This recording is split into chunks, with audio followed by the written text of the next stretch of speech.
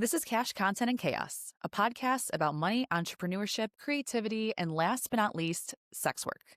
We have honest and authentic conversations with people building real income in unconventional industries without shame, without judgment, and without doing it alone. I'm Katherine Studley, founder of The Only Consultant and Prisma Tax Group. Let's get into it.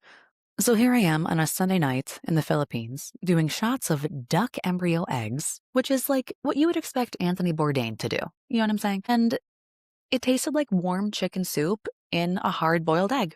And this trip was about stepping outside of my comfort zone, not just with balut, but with how I am thinking about building my business, especially ahead of tax season and right at the start of 2026. It's like the perfect time to go because meeting the people who work at Prisma reminded me why I'm so intentional about who I hire and how I run things. So we went to the Philippines because we hired 2 VAs through an agency in October and we wanted to go meet them. So I traveled. Well, first I was in Australia for 10 days with my boyfriend.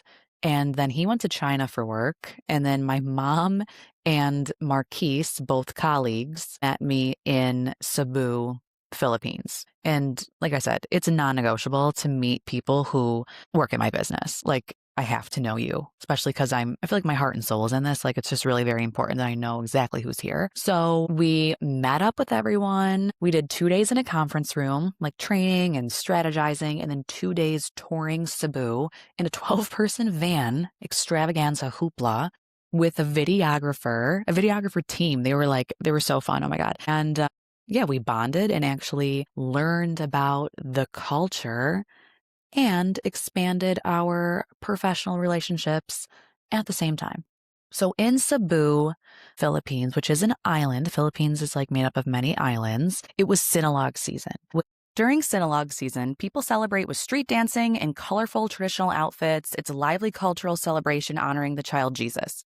Religion is deeply woven into daily life. I really admire the devotion that we saw. I was struck by how central faith is to the culture, and it made the hospitality and community feel even more meaningful. There's a long history of the Philippines, and they're also very gentle, kind, warm, friendly. Everyone's smiling. Hello, ma'am. Hello, sir. Like super friendly. I got blowouts and massages.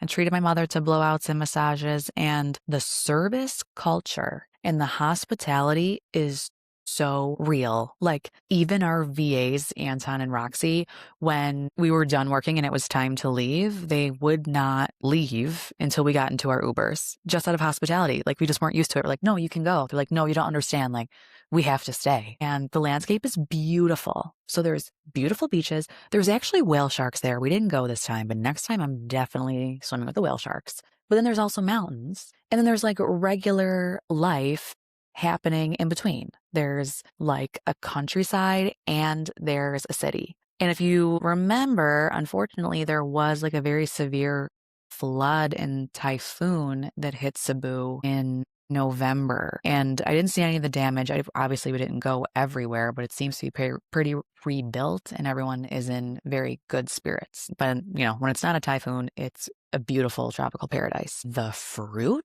you guys, my mouth is watering. Lychee, mangoes. My first 12 hours there, I only had mangoes. Dried mangoes, mango shake, fresh mangoes. It hits totally different. I'm literally salivating. Then we had a mangosteen. Google it. I can't even explain it. It was like, I can't explain it. It was purple. It was delicious. It's so good. We tasted a lot of local food, lechon, a lot of pork, like crispy pork, pork soup, roasted pork, roasted chicken, a lot of barbecue. There was like, I don't know if it's a snack or what, but it was green mango that wasn't ripe yet. It was very sour with rock salt. And then you like dip it in shrimp paste, which was also good. And then of course the balut, which I mentioned earlier, super anticlimactic. Okay.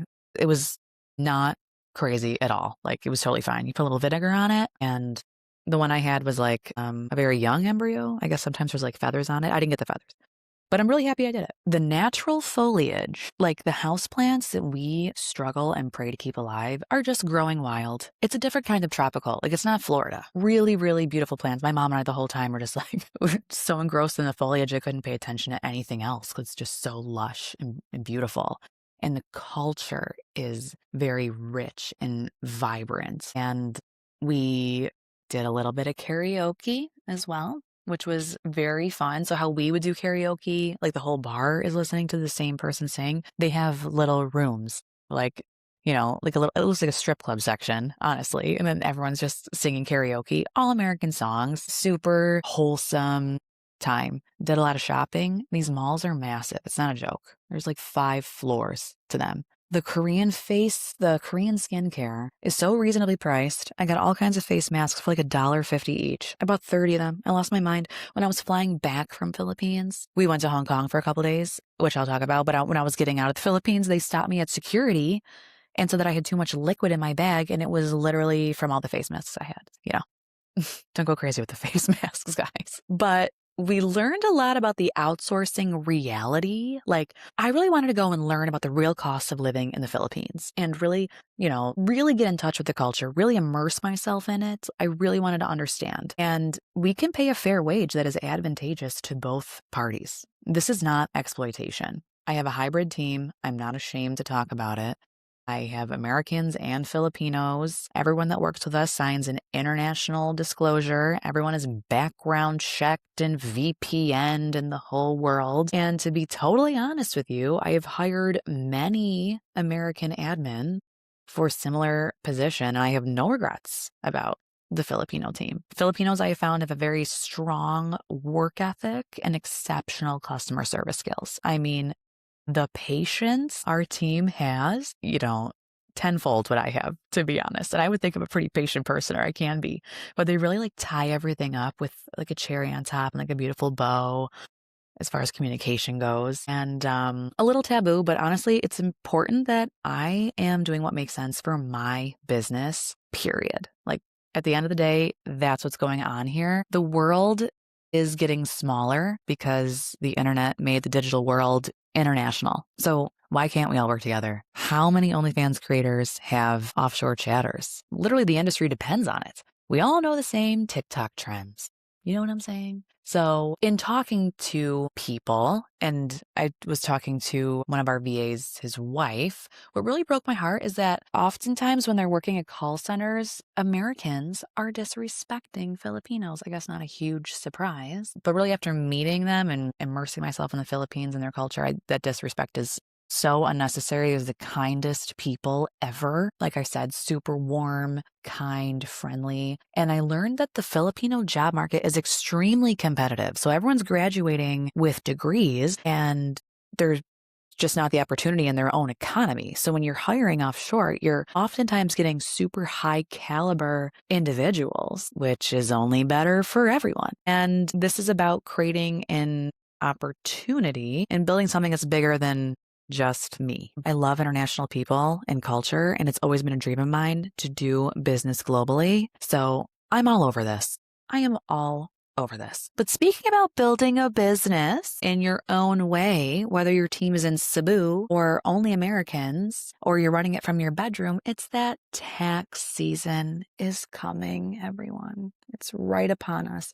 The IRS officially opens on January 26th. We are filing taxes starting February 1st. And honestly, a lot of people are not ready. So let's quickly talk about some ways that you can get yourself prepared for tax season right now. So first thing you want to do is get your income and expenses organized by category. We're in crunch time now, okay? So if it's a spreadsheet, an app, a notebook, literally any system that works for you. And if you're earning income on OnlyFans and Fansly, and also you're an exotic dancer, you need to track those separately. There's a spreadsheet for each of those. There should be a bank account for each of those because it's all sex work, but it's different kinds of income. So now, at the end of January, is a beautiful time to get your income and expenses organized because you won't have to scramble on April 1st. You can still take a couple weekends to knock it out, print out your bank statements, highlight them, get a cup of coffee, go to the coffee shop, be cozy, whatever you want to do. We have some time. Things are not issued until January 31st, so don't freak out if you don't have one yet. Platforms are going to be sending these out if you've made over $600. Here's the reality. Your strip clubs likely not going to issue you anything. If you're a dancer, you already know. So you got to track everything. If you're on OnlyFans, Fansly, ManyVids, you're going to get a 1099. Next year, just a heads up, that number jumps to 2,000. If you don't make at least 2,000 on those platforms, you won't get one. So if you're a dancer, you're tracking all of your cash. Now's a good time to go back retroactively, check your deposits, see what you can piece together if you haven't been tracking the full year. And if you earned it, you have to report it, okay? Doesn't matter if you got a form or you earned it in cash. I'm registered with the IRS. That's the only thing I will ever tell you is to claim all of your income, even the Cash App, Venmo, PayPal, Zelle. If you don't have the money to pay your tax bill, you have some options. You can set up an IRS payment plan or set up a state payment plan. If you don't file your taxes, there's 2 penalties. One for not filing, one for not paying. So don't just not file because you can't pay, because that makes it worse. If you can at least file, you won't have the failure to file penalty. The IRS is not trying to destroy your life. Seems like it, but they're not really. They just want their money. And if it comes between paying the IRS and your state, always pay the state first, especially New York, California. Oh my God, they're so petty. If you want to work with us for tax season and you're a first-time client, you can complete the client application in my Stand store, and we'll get back to you in a couple days. If you're an existing client, you can complete the RSVP link that was sent to your email. It should have come from contact@prismatax.com. And if you didn't get it, you can email us. This year, we're taking a $200 deposit up front, and our 1040 Schedule C rates start at $750, and they increase based on complexity. Complexity means you're married, you have kids, you're in multiple states, multiple streams of income, earning over $250,000. And then we separately charge $1,200 for 1065 partnership returns and 1120S S Corp returns. And I do want to remind everyone that we're a boutique firm, and it's possible we're not a good fit for you, okay? Our rates are more than H&R Block because this is not an H&R Block experience. This is a specialized service for a niche industry that we are now experts in after being in this for 6 years. I've been there since OnlyFans literally started. So if we're not a good fit, you can download a lot of free things from my Stand store. You can, still digest. I put out a lot of free content because I think it's really important that this information is accessible to everyone, even if we're not a good fit. No hard feelings. You can check out my website. I have FAQs. I have a lot that's available just for the sake of it being available. But at the end of the day, we're boutique. This is a business and not a charity. So I don't do discounts, anything like that.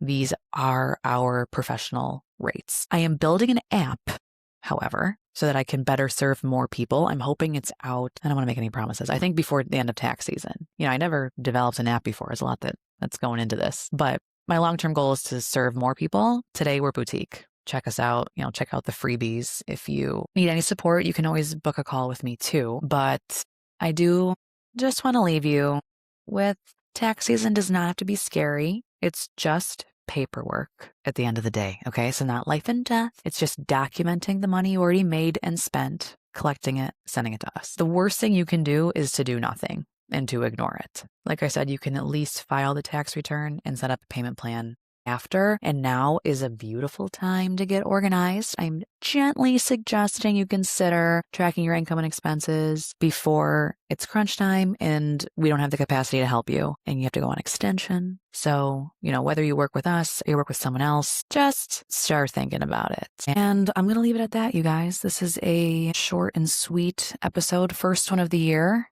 We'll be doing more. I have more very interesting interviews in the lineup, but just wanted to check in. Hope you're having a wonderful new year and stay well. Hi, I'm Katherine, the founder of The Only Consultant and Prisma Tax Group. I specialize in tax preparation and accounting for sex workers and creators of all kinds.